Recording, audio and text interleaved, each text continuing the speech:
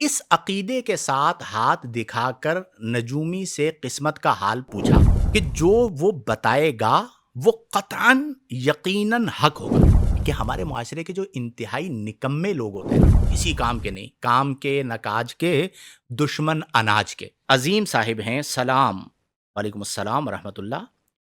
کیا قسمت کا حال معلوم کرنے کے لیے ہاتھ دکھانا اسلام میں جائز ہے؟ Very good. یہ بھی ایک اچھا سوال ہے کہ ہمارے یہاں آپ نے دیکھا ہوگا کسی زمانے میں فال نکالا جاتا تھا، فال نکالا جاتا تھا اور فال بھی طوطے نکالتے تھے۔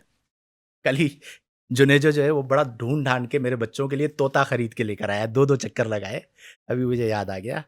اور اچھا طوطا لے کے آیا ہو جنیجو، ٹھیک ہے؟ تو وہ طوطے جو ہے نا وہ فال نکالتے تھے، فٹ پاتھ پہ بندہ بیٹھا ہوا ہے اور وہ فال نکالا جا رہا ہے جی۔ تو یہ چیزیں بھی ہوتی ہیں۔ اسی طرح ہاتھ دکھانا، بعض لوگ ہوتے ہیں وہ ہاتھ پکڑ لیتے ہیں، دکھاؤ تمہارے لکیریں بتا رہی ہیں کہ تمہارے لیے 2 شادیاں لکھی ہیں، 3 شادیاں لکھی ہیں، آگے تمہاری جو ہاتھ کی لکیریں ہیں وہ یہ بتا رہی ہیں کہ بہت بڑا حادثہ ہوگا ایکسیٹرا۔ یہ جو اس طرح کی چیزیں ہیں اس کے حوالے سے میں آپ کو عرض کر دیتا ہوں۔ دیکھیں، یہ جو فال نکلوانا ہے یا ہاتھ دکھانا ہے، آپ اسے 4 صورتوں میں منقسم کر لیں۔ پہلی صورت یہ ہے کہ اگر اس عقیدے کے ساتھ ہاتھ دکھا کر نجومی سے قسمت کا حال پوچھا کہ جو وہ بتائے گا وہ قطعاً یقیناً حق ہوگا، یعنی اس یقین کے ساتھ کہ نجومی کو ہاتھ دکھایا، اس نے بتایا یوں یوں یوں، اور آپ کا یقین یہ ہے کہ جو یہ نجومی بتا رہا ہے یہ یقینی ہے، قطعی ہے، حق ہے، تو یہ پہلی صورت کفر ہے۔ دلیل میں آگے ذکر کرتا ہوں۔ دوسری صورت اس میں کیا ہے؟ دوسری صورت یہ ہے کہ صرف رغبت کے لیے، شوق کی وجہ سے پوچھا، یعنی شوق کے اندر دوستوں کے ساتھ ہیں، یار چلو ہاتھ تو دکھاتے ہیں، شوقاً پوچھا، رغبتاً پوچھا، تو یہ گناہ کبیرہ اور فسق ہے۔ یہ دوسری صورت ہے۔ تیسری صورت یہ ہے کہ مذاق کے طور پر کیا، کہ جی مذاقاً جو ہے وہ رغبت بھی نہیں ہے، شوق بھی نہیں ہے، مذاق کے اندر جو ہے وہ اس سے پوچھا، تو یہ جو تیسری صورت ہے یہ مکروہ ہے۔ یہ 3 صورتیں ہو گئیں، اور اس میں ایک چوتھی صورت بھی بنتی ہے جو اگرچہ پائی نہیں جاتی اور عمومی طور پر ویسا نہیں ہوتا، کہ اگر نجومی کو ہاتھ دکھایا اور اس کا مقصد یہ ہے کہ میں نجومی کو عاجز کر دوں، اسے بتاؤں کہ تم بالکل غلط کہہ رہے ہو، میں اس کو عاجز کر دوں، اس لیے اسے ہاتھ دکھایا، تو پھر حرج نہیں ہے، یعنی اس صورت کے اندر کراہت بھی نہیں ہے، حرمت تو دور کی بات ہے، کفر تو دور کی بات ہے۔ لیکن یہ صورت عمومی طور پر عاجز کرنے کے لیے کوئی بھی ہاتھ نہیں دکھاتا، بلکہ کچھ نہ کچھ جاننے کے لیے دکھاتے ہیں۔ تو یہ وہ تمام چاروں صورتیں میں نے آپ کے سامنے ذکر کر دی ہیں۔ اس میں کم از کم جو ہمارے ہاں مسلمان یہ کرتے ہیں شوق کے طور پر اور جاننے کے لیے رغبتاً کرتے ہیں، تو وہ حرام ہے، گناہ کبیرہ ہے۔ اس کی وجہ کیا ہے؟ حدیث میں اس کی ممانعت ہے، تو اس لیے اپنے آپ کو اس سے میرے پیارے بھائی بچائیے۔ سنن ابن ماجہ کے اندر حدیث مبارکہ ہے، آقا کریم صلی اللہ علیہ وسلم نے فرمایا کہ من اتا حائدن او امرأۃ فی دبرها او کاہنا فصدقہ بما یقول فقد کفر بما انزل علی محمد صلی اللہ علیہ وسلم۔ آقا کریم صلی اللہ علیہ وسلم نے فرمایا کہ جو کسی حالت حیض میں زوجہ ہے اس کے پاس آیا اپنی طبعی ضرورت کے لیے، یا اسی طرح غیر فطری انداز میں اس نے طبعی ضرورت کو پورا کیا، یا نجومی کے پاس، جو ہمارے ریلیٹڈ حصہ حدیث ہے، یا نجومی کے پاس گیا اور اس سے کہے کہ بھئی مجھے بتاؤ کیا ہے، اور وہ جو بتائے فصدقہ، وہ اس کی تصدیق کرے، فرمایا تو اس نے محمد صلی اللہ علیہ وسلم پر اترے ہوئے کا انکار کیا۔ اب آپ اس سے اندازہ لگا لیجئے کہ آقا کریم صلی اللہ علیہ وسلم اس پر کس قدر وعید بیان کر رہے ہیں، کہ آپ نے اللہ تبارک و تعالی نے جو نبی کریم صلی اللہ علیہ وسلم پر اتارا اس کا انکار کیا۔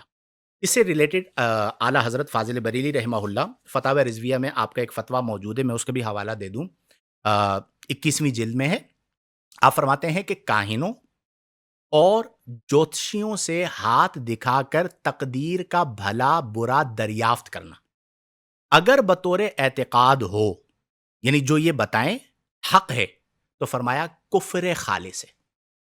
اسی کو حدیث مبارکہ میں فرمایا کہ فقد کفر بما نزل علی محمد صلی اللہ علیہ وسلم، یا بما انزل علی محمد صلی اللہ علیہ وسلم۔ اور اگر بطور اعتقاد و تیقن نہ ہو مگر میل اور رغبت کے ساتھ ہو، تو آپ نے لکھا فتاوی رضویہ میں تو گناہ کبیرہ ہے.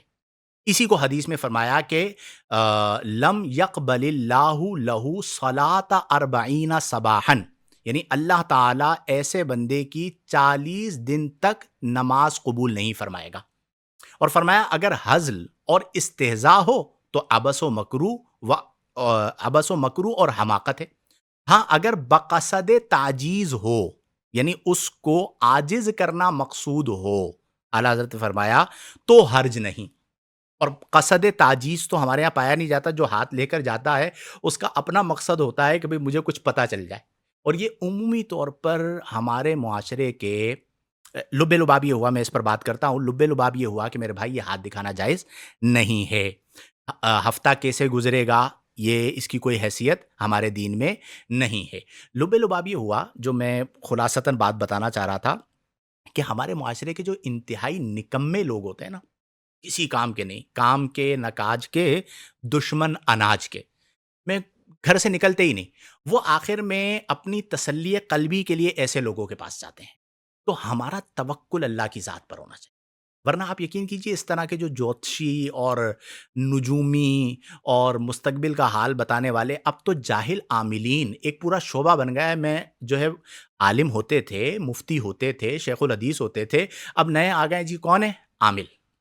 کون سے والے عامل ہیں؟ عامل بابا. وہ کسی زمانے میں ہمارے روڈوں پہ وہ بڑی بڑے لکھے جاتے تھے، دیواریں خراب کرتے تھے، بنگالی بابا.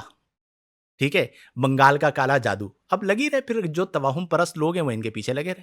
ہمارے شعبے کے اندر بھی بعض ایسے لوگ ہیں، اچھے لوگ بھی ہوتے ہیں، لیکن کئی ایسے لوگ ہیں. میں اکثر وہ اپنے طلباء کو یہ بات کہا کرتا تھا کہ جس نے درس نظامی صحیح طرح نہ پڑھا ہو، عربی نہ آتی ہو، ٹھیک ہے، چونکہ محنت سے پڑھا نہیں ہے تو اس کو عربی پڑھنا نہیں آتی، تدریس کر نہ سکتا ہو، ذوق مطالعہ ہو نہیں، تو جو سارے کاموں کے اندر نکما ہوگا نا ایک نمبر کا، وہ آخر میں کیا بنے گا پتہ ہے آپ کو؟ عامل.